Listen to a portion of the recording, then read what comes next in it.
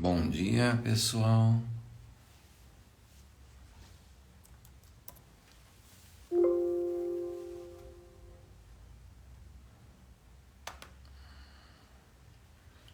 Bom dia.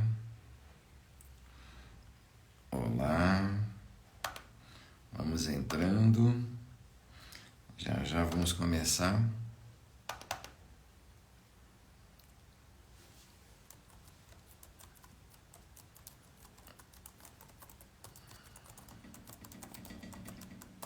Bom dia. Deixa eu ver aqui quem já está entrando. Georison, bom dia. Alexandre. Neomedes, muito bem, bom dia. Felipe Cunha.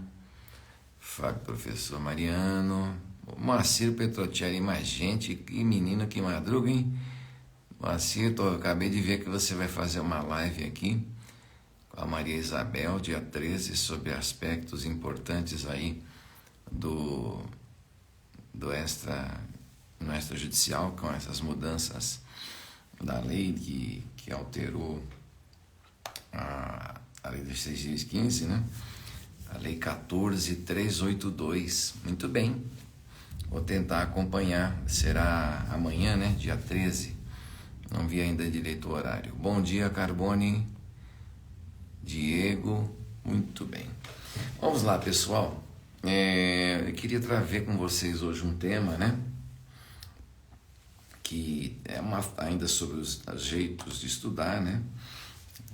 O tema hoje seria a lei seca, como e quando estudar. Lei seca e também doutrina. E eu vou dizer algumas coisas que talvez alguns não escutaram e talvez até, digamos assim, opa, Thomas, bom dia. Algumas coisas que talvez não tenham escutado e que talvez até estranhem um pouco em ouvir. Eu acho que o estudo ele requer uma calibração, uma dose certa e uma abordagem também adequada.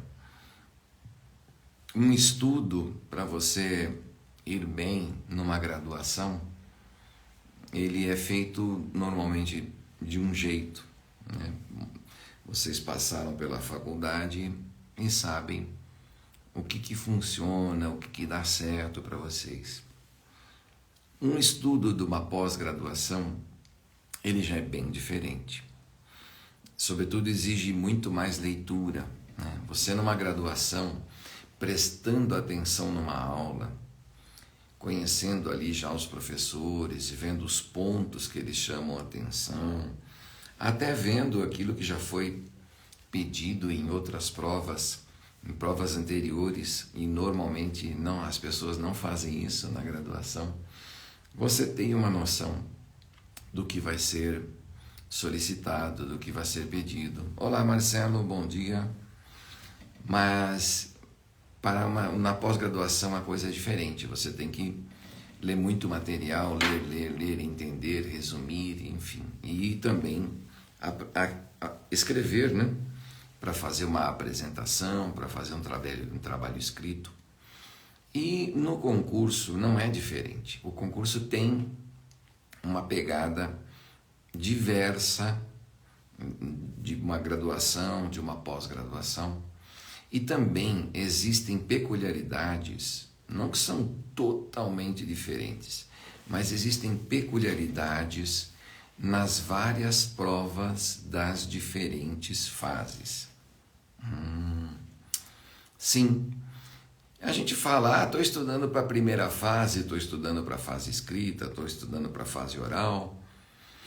No fundo, mistura-se um pouco todo estudo que é feito para essas diferentes fases, mas, sem dúvida, há uma abordagem diferente. Olá, Ana Paula, bom dia.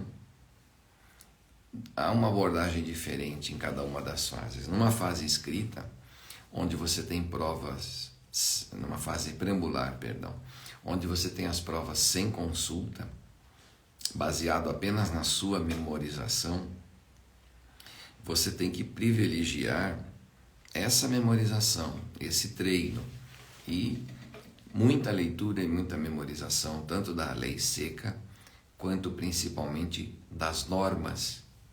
E dependendo do estado, também costuma às vezes haver pedido, né, ser requisitado um conhecimento sobre decisões administrativas, da corregedoria e demais órgãos que integram o tribunal.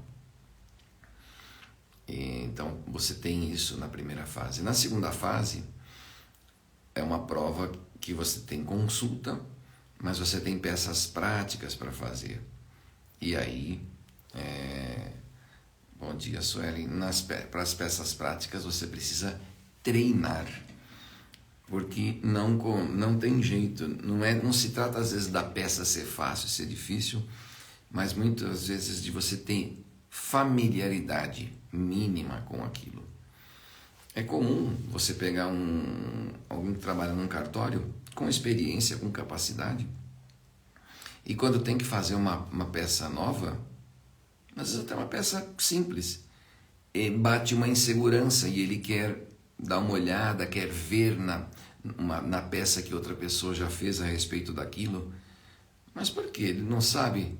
Não, ele sabe, ele tem conhecimento, ele tem preparo, mas ele vai querer o quê? Dar uma olhadinha como foi feito, só para tirar uma insegurança, ter uma certeza. Ah, então é assim? Ah, beleza, então vou fazer assim. Então é importante esse treino, você já ter às vezes visto uma coisa igual, uma coisa parecida, etc. E na prova oral, o treino é outro. O treino na prova oral é principalmente um treino de apresentação. É uma fase para você mostrar um conteúdo. Sabe quando você vai receber uma visita, que você dá uma caprichada na casa, na arrumação, naquilo que você vai servir? Ou então quando você vai sair com a pessoa na primeira vez, na segunda vez, enfim, está conhecendo e você quer causar uma boa impressão. É mais ou menos isso que norteia uma prova oral. Estudo, revisão, conteúdo, mas uma apresentação. Você vai querer fazer bonito, ou o mais bonito possível, naqueles poucos minutos que você fica diante do examinador. Você ficar diante de uma pessoa por 5 minutos, às vezes literalmente 5 minutos, ou muito pouco mais que isso, respondendo perguntas, né? E ainda cartório Manaquiri, ok? Se puder escrever onde fica, por gentileza. Claro que a gente pode pesquisar depois, mas para a gente saber aqui, né, que estado ou perto de que região. Muito obrigado. Então veja, você vai ter que fazer as coisas por etapas. E nesse contexto eu queria falar sobre o estudo da doutrina e da lei seca. Como estudar, quando estudar, de que jeito, como é que você vai se valer desse material? Bom, primeiro, é preciso sim estudar lei seca. E cá para nós, muitas vezes, a resposta está ali na lei mesmo. Por isso que é importante, numa prova de segunda fase, você levar o material e saber que o material tem as leis que estão mencionadas no edital, para que, se for preciso uma consulta, pelo menos ela esteja ali para ser consultada, ok? Então, é importante sim você ter acesso e ter estudado a lei. Nós estamos numa fase aqui de aprender a Lei 14.382, né, que fala aí das mudanças introduzidas nos registros públicos pela MP 1085, que teve emendas, que teve vetos, e está se estudando, está tendo se conhecer todo o seu conteúdo. Né? Nós vamos ter uma live amanhã, não neste canal, mas eu acabei de mencionar aqui, em que o Moacir Petrocelli vai falar com a Maria Isabel Dipp, assessora da ARISP, filha do Dr. Ricardo Dipp, sobre outros aspectos da lei. Eu tenho assistido algumas aulas sobre aspectos da lei e tem coisas ainda que eu nem tomei plenamente o conhecimento, que a gente acaba priorizando as mudanças do registro de imóveis. Então, ler a lei é importante.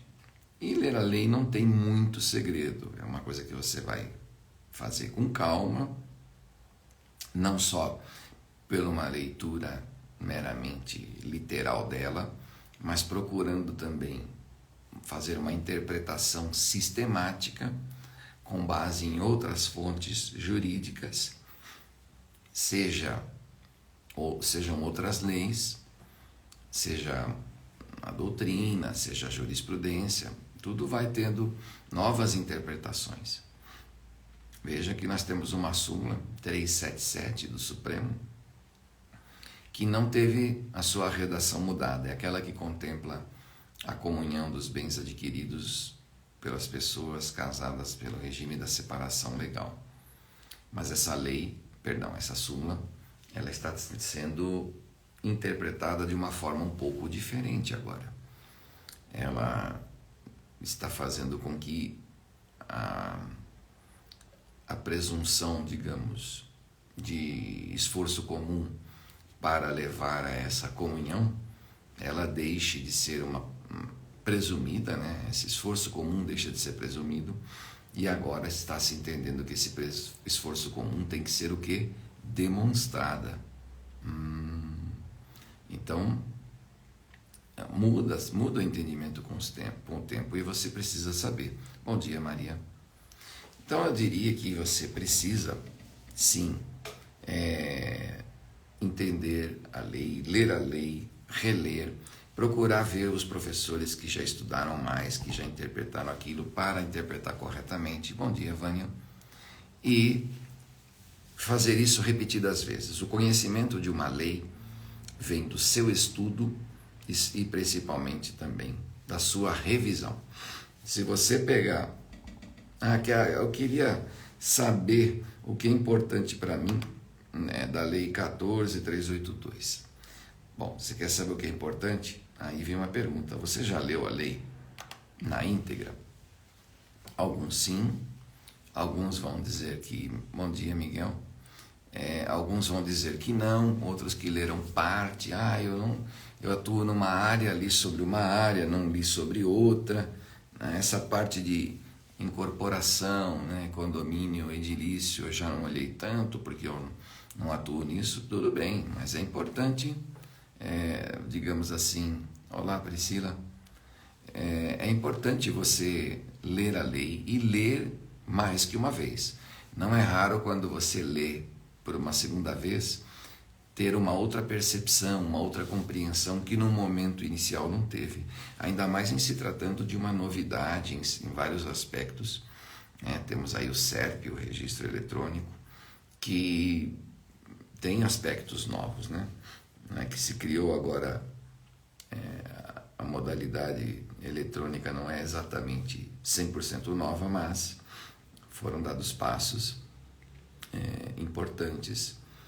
E agora essa questão do extrato é mais divulgada, mais amplamente colocada, a gente caminha para isso. Bom, então você tem que ver a lei, tem que resumir, tem que reiteradamente olhar, né, fazer várias leituras da lei, da legislação e das normas. Eu já falei aqui em outras ocasiões que eu sabia talvez mais das normas do Paraná, pelo menos de cabeça, não que eu esqueci, antes do que eu sei hoje, porque tem várias normas que eu quase não uso hoje. Bom dia, Cláudia, bom dia, Karine. Várias regras que eu quase não uso hoje, mas que antes eu estudava. Então as que eu vou usando menos, vou lendo menos, vai caindo num certo esquecimento, e as que eu uso mais vão ficando mais presentes na memória. Então, revisão. E a doutrina, essa é a parte mais importante. Eu acho que o que eu falei até aqui de legislação não é nada assim tão revelador. Mas a doutrina é importante que você não estude demais e não estude errado. Tem gente que pega um livro, digamos assim, vamos falar que temos ele trata aqui da promessa de venda e outros instrumentos particulares. É um livro bom. Meu colega que escreveu, Mauro Martin. O livro é bom, está aqui na minha mesa, já consultei em mais de uma oportunidade. Mas aí eu pergunto, será que eu devo ler um livro sobre compromisso de compra e venda? Eu acho que para concurso, não. Eu acho bom ter esse livro, consultar, eu faço uso dele. Mas para o compromisso de compra e venda, eu tenderia a estudar apenas a legislação e alguns julgados, como temos súmula, como temos a adjudicação compulsória, agora até no âmbito extrajudicial, os requisitos para você poder fazer uso dessa ação, se precisa registrar, se não precisa registrar, se pode ter arrependimento, se não pode, se tem que ter instrumento, se pode ser por instrumento particular, se em alguns casos tem que ser por instrumento público, se só esse instrumento já vai servir para transmitir o domínio, sim, não, quando, enfim. Mas eu não diria que teria que se ler um livro inteiro, né, a respeito de um assunto. Da mesma forma, você vai estudar mandado de segurança, eu acho que não é o caso de você ler um livro sobre mandado de segurança, mas ver as súmulas que tem a respeito, né, alguns artigos que comentem pontos específicos e a legislação sobre mandado de segurança. Então veja que não é você se especializar. Você não tem que pegar os temas e ler uma obra de cada um. O seu estudo vai ficar praticamente inviável. Vai ficar impossível, porque o tempo que demanda para você ler uma obra, um livro mais completo, vai fazer com que você simplesmente não consiga ver a quantidade que precisa. Então você vai saber mais profundamente alguns temas, mas haverá vários outros temas que por falta de tempo ficarão sem ser estudados. E aí vem o que eu quero dizer. Bom dia, Lucas. Você precisa saber mais amplamente um número maior de temas, ainda que com uma profundidade menor. Se você souber, digamos assim, 30, 40% de cada tema e souber 80 temas, isso tende a fazer com que você vai performar melhor, vai ter melhor desempenho numa prova, num exame, do que saber 80% sobre cada tema, portanto saber mais profundamente os temas, mas saber apenas 30 temas. Saber demais sobre menos coisas é pior do que saber menos sobre mais coisas. Então, por que é mais importante saber mais coisas, ainda que um pouco mais superficialmente? Pela simples razão de que normalmente as perguntas não são tão profundas. Se vão perguntar para você a respeito de recuperação judicial, a tendência é perguntas, vamos dizer assim, mais elementares sobre a recuperação judicial. Quando cabe, quando não cabe, o que é o instituto, diferenciar um pouco de outro, enfim. Elementos básicos, qual é o prazo daquilo, o prazo disso. Então, se você souber uma certa superficialidade, uma camada não tão profunda, bom dia, Josué, muito obrigado pela audiência, de um número maior de temas, você vai estar apto a responder um número maior de perguntas. E como os temas divergem e são muito amplos, você pega um edital, é uma gama muito grande de temas, é melhor você não cair na tentação de se aprofundar muito, mas você ir estudando temas um pouco mais numerosos. Então, vou dar um exemplo. eu estou estudando para cartório, não sei o que lá. Eu não sei nada do Código do Consumidor. E eu vejo que o Código do Consumidor é pedido no edital. Não vai pegar um livro de 200, 300 páginas para estudar direito do consumidor. Vá na lei e estude os principais institutos. Então, quais são os princípios que regem? Quando que é cabível a inversão da prova? Vai estudar as peculiaridades da responsabilidade civil nas relações de consumo. Vai estudar quando há uma relação de consumo, quando há um defeito, quando há um vício, quando há um acidente de consumo. Essas são as peculiaridades mais importantes. Então você não vai virar um consumerista, um sabedor profundo de direito do consumidor, mas vai ser uma pessoa que, quando chegar uma pergunta do Código do Consumidor, vai ter condições de desempenhar. Se aplica a serviço, se aplica aos produtos, o que é produto, o que é serviço, se aplica aos serviços públicos, sim, não, como é que é. Então é isso. Então veja, você precisa saber, não é que é um mínimo, mas é não tão profundo, não deixar que o aprofundamento exagere o seu conhecimento naquilo em detrimento do estudo de outros temas, porque é ruim negócio saber alguns temas muito profundamente e com isso deixar de saber um mínimo sobre outros temas. É desejável que você faça o quê? Uma nivelação relativamente superficial, não é que você deve saber o mínimo possível, não. É não aprofundar demais a ponto de deixar outros temas. E saber sobre a generalidade. Não adianta se aprofundar. Não é útil normalmente um grande aprofundamento, porque ele não vai... se você, digamos assim, depois que aprofunda uma certa quantidade no estudo, a partir dali começa a ficar difícil você tirar proveito desse estudo a mais para o resultado de uma prova.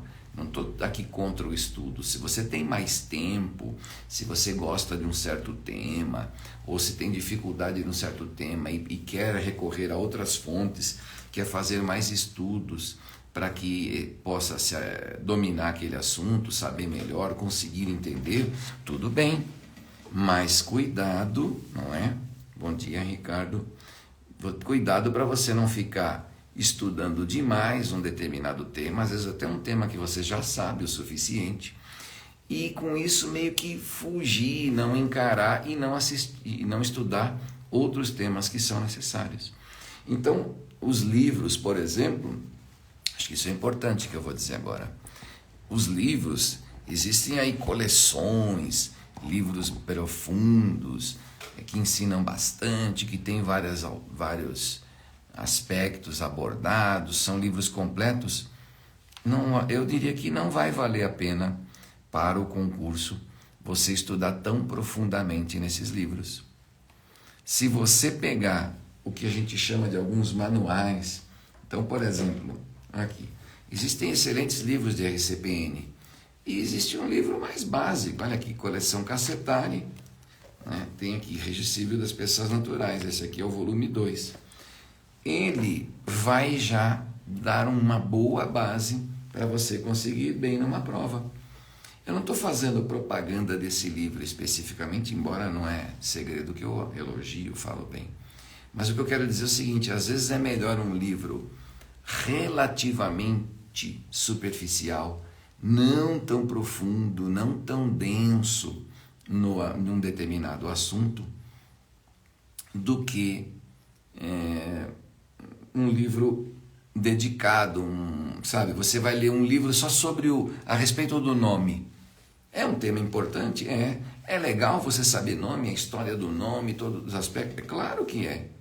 Mas se você vai ler um livro inteiro sobre o nome, eu pergunto, legal, mas será que você não está deixando de ler um outro livro que trata de muito mais aspectos do RCPN do que o nome? Se a resposta é sim, para ler o livro do nome, eu estou deixando de ler outro? Eu sinto muito, por mais que seja importante e é o nome, eu acredito que você está fazendo um estudo inadequado. Porque vão te perguntar a respeito do nome, mas vão te perguntar muito mais outras coisas. E aí você chega lá, acerta muito bem a respeito do nome e as outras coisas. Se é a primeira fase, você tem que fazer muitos pontos. E fazer muitos pontos implica em você saber muita coisa, ainda que não tão profundamente. Se você me entende? Então você precisa saber muita coisa, vamos falar assim, um pouco de muita coisa, e não muita coisa tão profundamente. É diferente, digamos assim, é diferente a lei da utilidade marginal decrescente. Tem nome para tudo, hein? Eu confesso que essa é uma que eu acho que não tô bem ciente, mas vamos lá. Você vai, digamos assim, tem que focar naquilo que é mais útil e que vai te apresentar um resultado melhor. É diferente um estudo de mestrado. O mestrado primeiro, você vai ter uma linha de pesquisa, você vai ter um professor já voltado para uma certa área. Aí sim, você vai se aprofundar, você vai estudar, né? E vai ler várias e várias obras para ver as diferentes abordagens, para ver as opiniões dos autores. Tem escola disso, escola daquilo, vai estudar aspectos históricos para entender como é que aquilo evoluiu, etc. Opa, aí sim.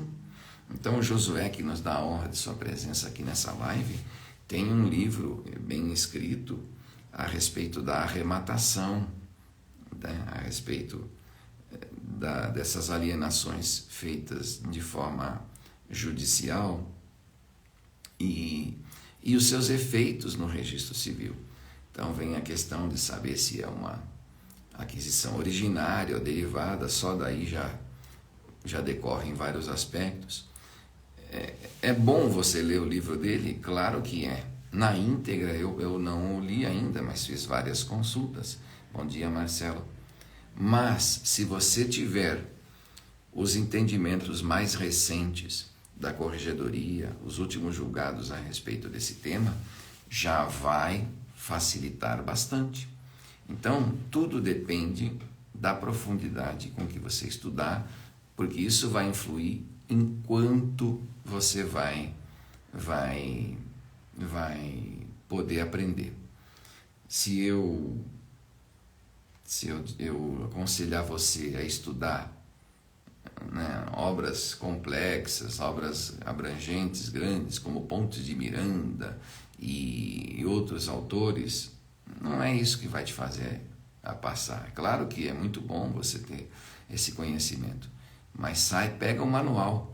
Mas, professor, será que se eu estudar só as obras da Maria Helena Diniz, né, um exemplo que eu tenho aí da faculdade, vai me ajudar?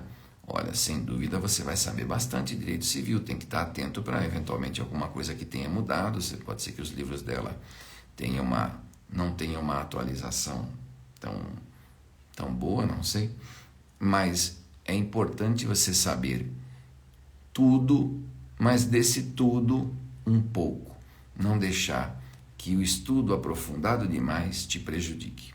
Então, o que eu diria, e eu não vou me estender muito na live de hoje, é estudar de forma simples, estudar pelos manuais. Outro dia, recentemente, eu tive a oportunidade de ouvir uma palestra, uma live, feita pelo Arthur Delguercio Neto, que vocês bem conhecem. Ele é tabelião de notas e protestos em Itaquaquecetuba, tem o famoso blog do DG, que eu recomendo vocês seguirem. trata de vários assuntos, é professor, etc. e tal. E ele disse: eu estudei basicamente os manuais, né? Até mesmo alguns resumos. Se os resumos forem suficientes para te relembrar e fazer saber do tema, o resumo ele não costuma ser um livro adequado para você aprender, mas para você reciclar e revisar, um resumo normalmente costuma bastar. Então, se você vai ver ali pelos resumos, os manuais, e aquilo te fizer saber o suficiente, está ótimo. Então, você quer fazer, bom dia, Mônica, quer fazer aí uma dissertação, um resumo a respeito de doação. Poxa vida, será que um manual não vai falar o essencial sobre doação? As classificações da doação, né? Quando que uma doação pode ser revogada, né? Então, vários aspectos.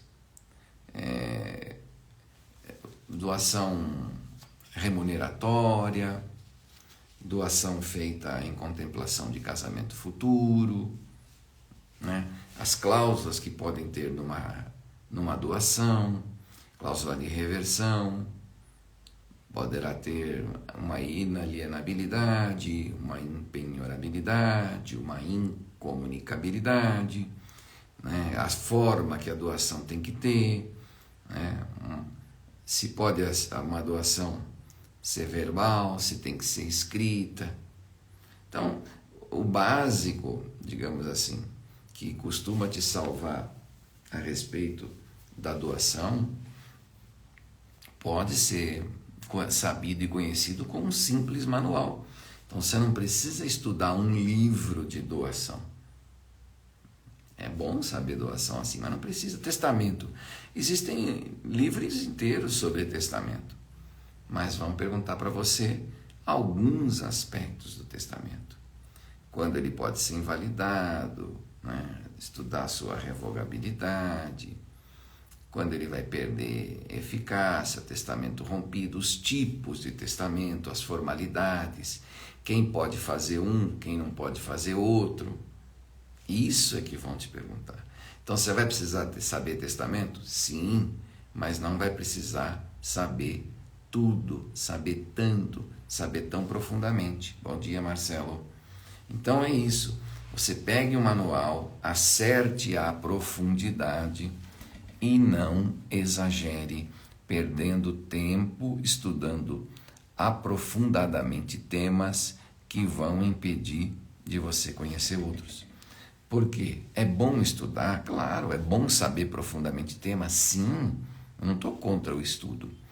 Mas se você está despendendo um tempo para se aprofundar em detrimento de tratar e de estudar outros temas, você está fazendo, penso eu, um mau negócio. E nós já falamos aqui em lives anteriores a importância de você mapear aquilo que é mais perguntado. Você nunca vai adivinhar o que vai ser perguntado, mas as perguntas que serão feitas. Mas normalmente você pode ver pela análise dos editais anteriores quais são os temas mais pedidos e também a maneira que eles são pedidos. Não precisa confiar em mim. Veja as perguntas que são feitas e responda você mesmo se as perguntas são feitas num grau assim tão difícil, tão profundo, tão complexo. Normalmente não. Então, vão perguntar para você a respeito do instrumento particular, do instrumento público. E você vai, acima de 30 salários mínimos, versando sobre imóveis, normalmente é necessária a forma pública. Mas se está vendendo só uma fração do imóvel, o imóvel vale mais que 30, mas a fração vale menos que 30. Para a fração, pode então ser um instrumento particular? Você tem que saber a resposta para essa pergunta. Se for só uma fração abaixo de 30, se isso admite. E também conhecer outras exceções em que admite-se um instrumento particular, mesmo que o imóvel inteiro valha mais que 30 salários mínimos. É o caso do instrumento de compra e venda, a alienação fiduciária, o imóvel adquirido ali pelo sistema financeiro da habitação, o contrato, também a integralização de capital social das empresas. Enfim, tudo isso é necessário você saber, mas não precisa se aprofundar tanto. Então veja que o importante é você ter um bom conhecimento geral. É o exemplo do consumidor, não precisa saber tudo do consumidor, de trás para frente, mas o básico, o necessário, o essencial, tem que saber. Então você vai colecionando um grande conhecimento, não tão profundo, sobre um número bem expressivo de coisas, de assuntos, de temas, e revisar, porque você vai sempre, bom dia Irene, você vai sempre tendo potencial para esquecer aquilo, né? Aquilo que não revisa vai ficando um pouco, vai saindo da superfície e vai indo para as profundezas da sua memória. Então precisa agitar para aquilo subir, sempre revisar. Então, se você não se aprofunda muito, se você trata muitos temas, se você revisa esses temas, você vai ter condições de chegar na prova e ter um desempenho tal que te leva a uma aprovação, seja isso na primeira fase, na segunda fase e na fase oral. Existem jeitos um pouco diferentes de estudar em cada uma delas, já foi objeto de lives aqui que estão gravadas, mas o importante é isso, saber como estudar para não estudar nem aquém e nem além. É engraçado, mas realmente estudar demais certos temas pode ser a demonstração ou pode evidenciar que você está estudando errado. E se você estudar errado, o aprendizado fica dificultado e o desempenho não aparece. Tá bom? Então seriam, digamos assim, esses aspectos. Tá chegando aí Rejane, Vimari, e eu queria que vocês depois vissem essa aula gravada, porque agora nós já estamos praticamente encerrada, né, com a nossa fala aqui. Então é isso, não estudar demais, não estudar de menos, estudar o máximo que puder, um número maior de temas na profundidade adequada, sempre olhando, revisando, para que aquilo esteja na memória e você possa na prova desempenhar, respondendo as perguntas que lhes forem feitas, tá bem? Então um grande abraço a todos, eu acho que está suficiente o que foi dito aqui no dia de hoje. Quem tiver alguma pergunta pode me enviar aí no direct, na medida do possível a gente responde. E se você gostou desse conteúdo, a gente gostaria sim que você pudesse indicar a nossa página no Instagram para outras pessoas. Eu não sou um caçador que vive aí pedindo likes, pedindo não sei o quê, mas evidentemente que a gente gostaria que as pessoas assistissem, né? Eu não pulo da cama tão cedo para falar para ninguém, é sempre para falar para alguém. Muito obrigado, obrigado mesmo, até uma próxima oportunidade, tá bom? Obrigado aí, Alexandre. Tchau, tchau.